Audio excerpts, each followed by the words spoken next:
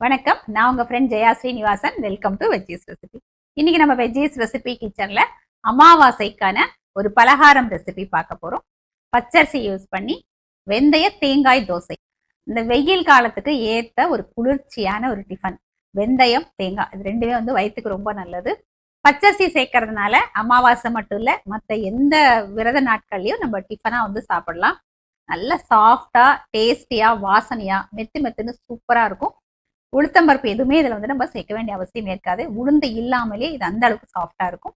First time சேனலை பாக்குறீங்கன்னா please subscribe பண்ணுங்க. பெல் ஐக்கானை கிளிக் பண்ணி ஆல் ஆப்ஷன் கொடுத்துட்டீங்கன்னா நான் போடக்கூடிய எல்லா வீடியோஸும் குவிக்கா உங்களுக்கு ரீச் ஆகும். வாங்க ஈஸியா வெந்தய தேங்காய் தோசை எப்படி பண்றதுன்னு பார்க்கலாம். இந்த தோசை பாருங்க எவ்வளோ போர்ஸ் வந்திருக்கு. அதே நேரம் நம்ம தோசை மாவு இதுல கல்லுல விட்டதுக்கு அப்புறம் எவ்வளவு நல்லா பொங்கி வந்திருக்கு பாருங்க. அப்படி ஸ்பாஞ்ச் மாதிரி சாஃப்டா இருக்கும். ஒரு கப்பு பச்சரிசி, இது நல்லா வாஷ் பண்ணிட்டு 4 மணி நேரம் ஊற வச்சு வச்சுக்கணும். இன்னொரு பவுலில் 1 டேபிள் ஸ்பூன் வெந்தயம், இதையும் வாஷ் பண்ணிட்டு 4 மணி நேரம் ஊற வச்சு வச்சுக்கணும். நம்ம ஊற வச்ச அரிசி, வெந்தயம் நல்லா ஊறியாச்சு. இது ரெண்டையும் இப்போ நம்ம அரைக்கிறதுக்கு முன்னாடி நம்ம அரிசி அளந்து எடுத்த அதே கப்பில் 1 கப்பு அவுல், இதை வாஷ் பண்ணிட்டு ஊற வச்சுக்கலாம். நம்ம ஊற வச்சிருக்கிற வெந்தயத்தை ஒரு மிக்சி ஜாரில் சேர்த்துக்கலாம். இதை கொஞ்சம் கொஞ்சமாக தண்ணியை சேர்த்து நல்லா ஃபைன் பேஸ்ட்டாக நம்ம அரைச்சி எடுத்துப்போம். வெந்தயத்தை பாருங்க நல்லா சாஃப்டாக அரைச்சி எடுத்துக்கிட்டாச்சு. நம்ம அப்படியே உளுந்து அரைப்போம் இல்லையா, அதே மாதிரி வரும் பாருங்க. இந்த மாதிரி நல்லா அரைச்சி எடுத்துக்கணும். நம்ம ஊற வச்சிருக்கிற அவலும் நல்லா ஊறிடுச்சு. இதையும் மிக்சி ஜாரில் சேர்த்துக்கலாம். நம்ம அரிசி அளந்து எடுத்துக்கிட்ட அதே கப்பில் 1 கப்பு தேங்காய் துருவல், இதையும் மிக்சி ஜாரில் சேர்த்துப்போம். இதுலேயே நம்ம ஊற வச்சிருக்கிற பச்சரிசியை சேர்த்து நல்ல ஃபைன் பேஸ்டை நம்ம அரைச்சி எடுத்துக்கலாம். அரைச்ச மாவை இந்த பவுலில் நான் சேர்த்துருக்கேன். இதுக்கு தேவையான அளவு உப்பு சேர்த்துக்கலாம். இந்த மாவை நல்லா மிக்ஸ் பண்ணி விட்டுக்கலாம். ஒரு மூடியை போட்டு மூடிடலாம். இந்த மாவு ஃபர்மெண்ட் ஆகிறதுக்கு 6லேருந்து 8 மணி நேரம் ஆகும். நம்ம அதுக்கப்புறம் பார்க்கலாம். வெந்தய தேங்காய் தோசைக்கு மாவு அரைச்சி வச்சு 6 மணி நேரம் ஆயாச்சு. மாவு பாருங்க நல்லா ஃபர்மெண்ட் ஆயிருக்கு. எந்த அளவுக்கு ஃபர்மெண்ட் ஆயிருக்குன்னு நான் காமிக்கிறேன் பாருங்க. பாருங்க நல்லா மாவு அப்படியே கூடு கூடா சூப்பரா இருக்கு. பர்ஃபெக்டா ஃபர்மெண்ட் ஆயிருக்கு. இப்போ இந்த மாவை யூஸ் பண்ணி நம்ம தோசை பண்ணிக்கலாம். கல் சூடாயாச்சு, தோசை பண்ணிக்கலாம். இந்த தோசை மெல்லீஸா இல்லாம இந்த மாதிரி கொஞ்சம் திக்கா இருந்தா தான் நல்லா இருக்கும். ரொம்ப ஸ்ப்ரெட் பண்ணக்கூடாது. இன்னும் சின்ன சின்னதாக கூட நம்ம பண்ணிக்கலாம். இந்த தோசை பாருங்க எவ்வளோ போர்ஸ் வந்திருக்கு. அதே நேரம் நம்ம தோசை மாவு இதுல கல்லுல விட்டதுக்கு அப்புறம் எவ்வளவு நல்லா பொங்கி வந்திருக்கு பாருங்க. அப்படி ஸ்பாஞ்ச் மாதிரி சாஃப்டா இருக்கும்.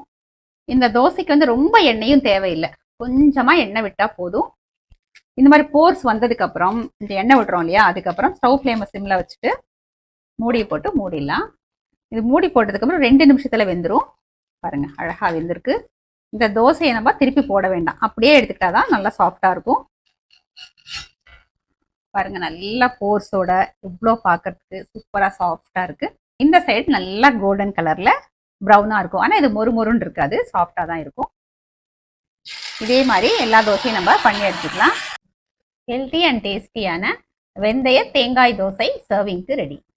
இந்த தோசை பாருங்க ஃபுல்லா போர்ஸ் வந்திருக்கு. இதை பார்த்தாலே நமக்கு தெரியும் நல்லா சாஃப்டா இருக்கும் அப்படின்னு. அப்படியே பஞ்சு பஞ்சா இருக்கும் இந்த தோசை. இது மொறுமொறுன்னு வராது, நல்லா சாஃப்டாக தான் வரும். நல்லா டேஸ்டாகவும் நல்லா வாசனையாகவும் இருக்கும். இந்த சைடு நல்லா கோல்டன் கலரில் வரும். இந்த வெந்தய தேங்காய் தோசை எல்லா சட்னியோடையும் நல்லா இருக்கும். கொஞ்சம் ஸ்பைசியான சட்னியாக இருந்தால் இன்னும் நல்லா இருக்கும். இன்னைக்கு நான் தக்காளி சட்னி அரைச்சிருக்கேன். அதோட நம்ம இந்த தோசையை டேஸ்ட் பண்ணி பார்த்துடலாம்.